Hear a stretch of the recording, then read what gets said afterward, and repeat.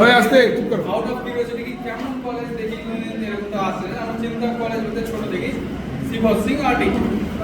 আর কেন কলেজের নাম শুনতাম লালবাগে কলেজ আছে আমরা একটা সে যখন এইচএস পাস করলাম তখন একটা সিনিয়র এই কলেজেরই ছাত্র ইউনিটি স্যার আছে কোন কলেজে হতে পারে এইচএস সেরকম সেরকম নাম্বার আমাদের অনলাইন পাই সেরকম নাম্বার ছিল না তো ওই আমার সিনিয়র দাদা বলে দিই কলেজ আমরা আছে লালবাগ কলেজ ছোট কলেজ অল্প ভালো পড়া হয় তাই নাকি আন্তমন কলেজ থেকে যান দাদা লালবাগ কলেজে পড়লে তাই আন্তমন কলেজে যাবো সে কলেজে বলতে তখন কিন্তু কলেজে সে রং করা গিয়েছিল না কলেজে এসে দেখেছি এটা কলেজ কলেজ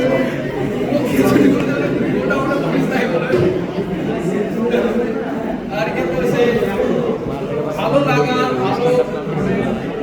মানুষের সময় ভালো কাটে জায়গাতে না মানুষজনের সঙ্গে যেসব মানুষের সঙ্গে আমরা দেখা করি চলাফেরা করি তো লালবাগ কলেজে এসে আমরা যেসব ফ্যাকাল্টি যেসব স্যারগুলো আমজাদা আদিলদা টিচিং স্টাফগুলো আমার জানের বন্ধুরা সব মানে তাদেরকে এসে মানে 3 বছর কেটে গেল সে 3 বছরের একটা দিনও সে লালবাগ কলেজে ভর্তি হয়েছে তার জন্য যে পথটা নেই বা একটা সার্টিফিকেট কেন এরা কোনোদিন বুঝতে দেয়নি এই কলেজ মনটা এখন ভারী থাকবে ভারী হওয়া স্বাভাবিক 3 বছর প্রায় 30,000 তারও বেশি মেমোরি এসব নিয়ে আমরা যাবো তো সেইটা ছোট্ট একটা কথা আছে আছে স্যার তো চলে আসলে স্যার একটা ভালো কথাটা যে এরকম কি अकेला चलाता मैं जानिबे मंजिल मगर लोग साथ आते गए कारवा बनते गए তো এই আমাদের সেই জীবনে প্রত্যেক জনের তাই আমরা প্রায় জীবনে যারা ফার্স্ট ইয়ারই হোক আর লাস্ট ইয়ারই হোক প্রায়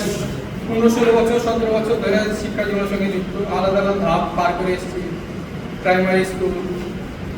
এইচএস মাধ্যমিক এইচএস এবং কলেজ এই আর কি জীবনের মানে একটা অত্যন্ত ভালো সময় সুন্দর সময় আমরা কাটিয়েছি তার জন্য মানে সারা জীবন কলেজটা আমাদের মনের মধ্যে থাকবে এই বলবো আর বলবো সবাই ম্যাডাম যে বলবো মেরুদণ্ড সোজা রেখে সৎ পথে যে নমস্কার করে দিতে সেই আশীর্বাদ আমরা স্যারদের চাইবো এবং নিজের কাছে প্রতিজ্ঞা করবো জানি স্যার মেয়েদের সেসব কথা আমরা রাখতে পারি সবাই ভালো থেকো পিস আউট